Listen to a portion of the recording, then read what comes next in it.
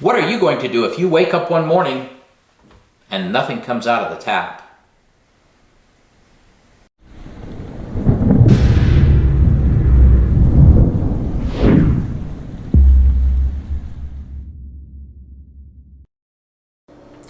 Hi, I'm Jonathan, the Provident Prepper. Water storage has to be one of the highest priorities for every prepper. We cannot overstate how important water is for so many different things. Now, storing water can be a little bit challenging, but in this video we're going to talk about how to go about it and the best containers to use. Join us as we explore the possibilities together. In this video we will talk about how to store water and the kinds of containers that you want to use.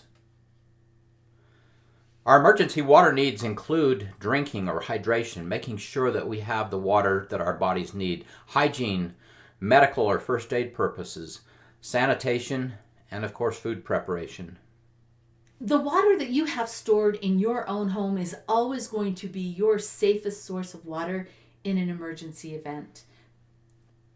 So just how much water should you store? We recommend at least 2 gallons per person per day for at least 2 weeks. Now we recognize this may be a bit challenging, but if you get creative, we're confident that you can do this.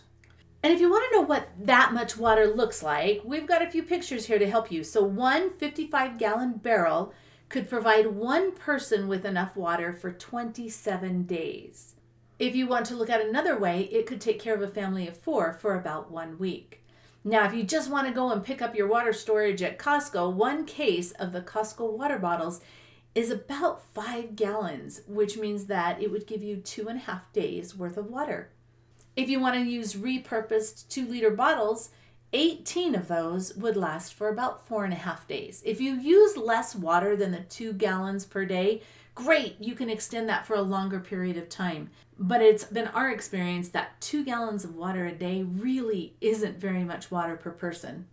Especially when you consider that the average use per person is typically around 1 to 200 gallons per day. Let's explore some of the different possible containers that you could use for your water storage.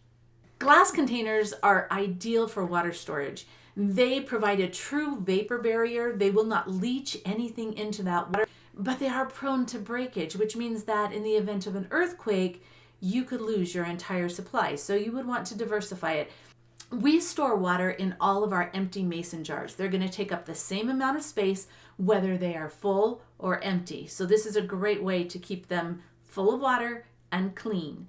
You can also use repurposed glass jars. Just make sure that you wash them out really well before storing water in them. There are 2 main types of plastic containers that are okay to use for water storage. They'll have a recycle symbol at the bottom that'll say number 1 or peat or number 2 HDPE. Either one of those are ideal. Examples of peat bottles include soda bottles, juice bottles, or most water bottles. And the HDPE plastic containers are things like your blue plastic water barrels or IBC totes and really nice water containers such as the water bricks. Even if your container is made out of a suitable form of plastic, you should not store your water in any container that has held a toxic substance.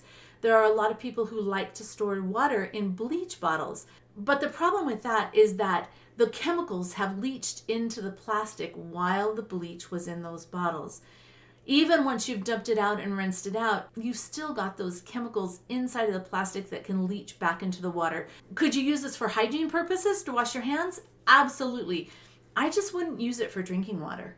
An easy way to build your water storage is by picking up cases of water bottles when you go to Costco or another store. The problem with this is that this water really needs to be rotated because it's made out of a thin plastic. So it's great if you're using disposable water bottles all the time. This is a really nice, convenient way to do it. The problem with this is that it produces a lot of waste, so you might want to take that into consideration. These are, however, extremely practical for emergency evacuation purposes. The ability to throw a whole case of water in your car is just a great thing. We would advise you to avoid storing your water in milk jug type containers. And the reason why is because these are engineered to degrade quickly, so they will start to leak in your storage. So be very careful about purchasing your water for long-term storage in this, and don't ever fill up used milk jugs for water storage. The problem with using milk jugs that have contained milk or juice or anything like that is that that jug will harbor bacteria inside of the plastic, which will leach back into the water and create a problem. So just avoid this. There are so many other choices. Water bottles that are made of the thick plastic, such as Arrowhead or the Crystal Geyser, both of these are great for long-term storage. We have a friend whose water storage is underneath the beds in her home. So what she's done is she's taking used 2-liter bottles and cleaning them out and filling them with water and storing them underneath the beds. Perfect way to build your water storage and not have it take up very much room. The left-hand side is some 2-liter bottles that we have in our water storage, and I like to date the last date that those water bottles were rotated just so that I can keep track of that. One important thing is that if you are storing water in repurposed bottles, you need to clean them out really well, or you can have some serious issues with water contamination. What we do is we wash out the bottle in nice, hot, soapy water. And then we will create a sanitizing solution by filling up the sink with cool water, because you don't want to put chlorine in warm water because that makes the chlorine dissipate faster. We fill up the sink with cool water, and then we add some chlorine to that, a few tablespoons, and we let those bottles soak. The contact time is really important. So about 20 minutes, 20 to 30 minutes, and then we dump out the water and we let it air dry. That provides a little bit more contact time and make sure that those bottles are nice and clean. And make sure that you pay special attention to the inside of the lids, that they are really clean. If there is some type of a cardboard insert, I would take those out and throw that away. There are other commercial sources that you can look at, including things like these water pouches. They are quite a bit more expensive, but they are handy to store. Another commercial source is canned drinking water. Now these are relatively expensive, but they are nice in that they have a 50-year shelf life. And they are nice because they are not quite as vulnerable to heat as the plastic bottles are. When plastic bottles get hot, the plastic becomes volatile and leaches more into the water. With these cans, it doesn't really matter if they get hot. It matters a lot if they freeze, because the cans can split. But if you've got the money, this is actually a pretty good option. I love these 5-gallon water cubes. We diversify our water storage, right? It's stored in a lot of different containers because we want to make sure that we have what we need when we need it. John, as buff as he is, cannot put one of those 55-gallon barrels on his back and take it with him. We have all kinds of different containers, but this is one that I really like. And the reason why I think it's so nice, it's not easy to carry because it's still heavy, right? It's over 40 pounds, but it's manageable. But with a spigot on it, I can turn it on its side and we can use it as a hand washing station or to easily dispense water. I just really like the cubes. And there's a variety of other portable water containers. Some of them have wheels. A very common water storage container is a 55-gallon water barrel. These hold a lot of water in a small space, but obviously they're going to be extremely heavy to move. One system that we have tried and liked is the Titan Ready stacking water barrel system. You fill and take from the bottom barrel, and it makes water rotation very easy. If you're going to store your water in 55-gallon barrels, it's important to understand that it can be difficult to access that water. You'll need to make sure that you store a bung wrench, and we actually keep ours on top of the water barrel so that we don't lose it, because it's difficult to open those bungs without a special tool. You can do it with a pair of pliers or something, but a bung wrench just makes it much easier. Then you need to come up with a plan of how you're going to get the water out of that barrel. You can siphon it, or you can purchase one of these hand pumps. We had one, and when we went to use the water, we found out that that hand pump really didn't fit the water barrel, and so it was a little bit tricky to use it. The other thing that concerns me is that I'm sticking that pipe into my clean water, and there is a risk of contaminating my water. So we store the pump wrapped in plastic to try and keep it clean, but it's just all stuff that you really need to think about. And there are drum dollies that you can put your drum on if you would like to be able to move it. You may also have access to repurposed barrels. A lot of these are free or they're very inexpensive, but you have to make sure that they have never held any toxic substance, and you need to make sure that they are food grade only. Now, if you notice, these are being stored outside. We have a small house, and quite frankly, we don't have enough room to store a lot of water inside. We have a few barrels that are downstairs, and we do that because our winters freeze, and we want to make sure that we have water inside that is ready to use and not frozen. But we also store barrels outside. Now notice they are up on a pallet, and these barrels are white, and so the light will penetrate them. So we have covered them in a black tarp. The other thing that we do is we make sure that we don't fill the barrels completely up, because I've done that before. I got greedy, filled it all the way to the top, and in the springtime when we went out and looked at the barrels, it was split all the way down the side. John likes 10% headspace, so make sure that you leave some kind of headspace at the top so that they don't freeze.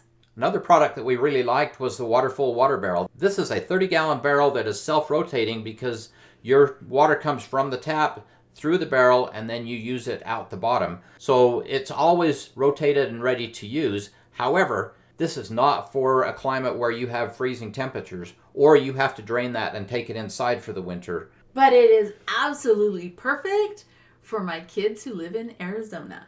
As you look out there, you can find a whole variety of water tanks that you can use. Some of them are very pricey, but they offer some real convenience and the ability to store a lot of water in a small space. There are also a variety of outdoor storage tanks that you can get. Some of these are stored above ground, some are buried beneath ground. If you're going to bury it, though, you need to make sure that it is structurally able to handle that load. Thus says the engineer. Okay, the other thing while we're talking about being able to structurally handle the load, remember that water is heavy. So make sure if you are storing it on an upstairs floor, that floor needs to be able to accommodate that weight. Another good option are water storage totes. The totes that you can see here hold 275 gallons of water. They can be repurposed, but again, you want to make sure you understand what has been in those before. Mostly we would be using this for hygiene water or for watering animals or watering the garden. My absolute favorite way of acquiring and storing water is rainwater harvesting. Depending on the climate, you can harvest a tremendous amount of water off of your roof. It is also fairly easy to rotate. And so often we have people ask us whether or not their swimming pool can count as their drinking water. And the answer to that is no. We have filtered swimming pool water using a very high quality filter, and quite frankly, it still tasted nasty. And it was rated to remove chlorine and a bunch of different chemicals. So I would count your swimming pool water as hygiene water, but I would make sure that you have a different source for clean drinking water. Could you use it in an emergency? Yes, you could. However, I just wouldn't want to risk it. I would really want to plan for a different source of drinking water. I would really not plan on using swimming pool water for any kind of human consumption. If you really are planning on using your swimming pool as a source of drinking water, I would make sure that you practice, that you take whatever filter it is that you've been told will filter that pool water, and you filter it and you drink it. Not just one taste, but drink it and see whether or not it makes you feel well. I personally really think we should just stick with using it as hygiene water. Okay, let's talk about water rotation. Officially, the recommendation is that you should rotate your water every 6 months. That is painful. It is painful. And I don't think there's very many people that ever do that. Okay, because we have real lives, right? So what we want to know is whether or not you really have to do that. Let's think about it. You have clean water. You've put it in a clean container. What can really happen? You could have some of the plastic leach into the water. Not going to kill you. What I would say is if you are not going to rotate it regularly, just be prepared to filter it with a good quality filter. And this also depends on whether these are being stored indoors or outdoors. That's true. Because outdoors, the heat is going to accelerate that leaching into the water. So it's more problematic. Seriously, do the best you can to rotate your water regularly. If you have the financial means, buy a system like the Titan Ready or like one of those nice water tanks where rotation is really easy. But if not, don't sweat this. Store the water. It's so much more important that you store the water. We have a friend who was telling us about a metal water barrel that they had stored in their basement. It was there for 50 years, and they wanted to test the water and see if it was okay. So they scraped all the scum off the top and took a sample and took it in and had it tested, and it was still safe to drink. Would I want to do that? No, that is not my intent. But clean water in a clean container, you really should be okay. So what about water treatment? This is a common question that we get. Do I need to treat my water? Typically, we recommend that if you have a chlorinated municipal water supply, you don't need to add any additional treatment. That does have some residual chlorine that will take care of any treatment need. As for untreated water, you have the option of treating it as you store it or as you consume it. We have a great post that goes through exactly how to treat water in a 55-gallon drum. If you click the card in the corner, we'll take you to that post, and it gives you all kinds of different options and things that you need to consider when you're doing that. But generally, if you are going to treat it when you store it, you would want to use 1/4 teaspoon of calcium hypochlorite or 2 tablespoons of fresh unscented chlorine bleach. Now for smaller containers, the recommendations here are from the Clorox company, and it depends on which variety of Clorox you use. These are the only 3 that they recommend you use for water treatment at all. Do not use any of their other products for water treatment. But for a quart, you're looking at 2 drops of regular bleach. And that's only if your water supply is untreated. If you have a municipal water supply that has been treated already with chlorine, you don't need to add any other chemicals to that. We sincerely hope that you make water one of the highest priorities. Water is so important, and you can do this without a lot of expense and a lot of effort, but it is so vital. Get it done. We invite you to visit the Provident Prepper, How to Store Water for Emergency Preparedness. In that post, we go through all kinds of different containers and treatment methods, and if you have any questions that aren't answered, the chances are they will be answered in that post. Another concern that we hear frequently is, which water filter do I buy? How do I know? So we created an entire video on YouTube, Emergency Water Filters. We go through some of our favorite picks. We really work to teach you what you need to look for in a water filter and why you need that, because every water source is different and you need to find the right filter to meet your specific needs. Another video that you really should take time to watch is Making Water Safe to Drink. And in this video, we go through the different disinfection techniques that you may want to use to make sure that your water supply is safe to drink. Check them out. Now you know what to do. Sit down right now and make an action plan that makes sense for your situation. And then let's get busy. Now is a perfect time to get those containers filled. And now for the question of the day. What is your favorite way to store water for emergencies? Comment below. And thanks for being part of the solution.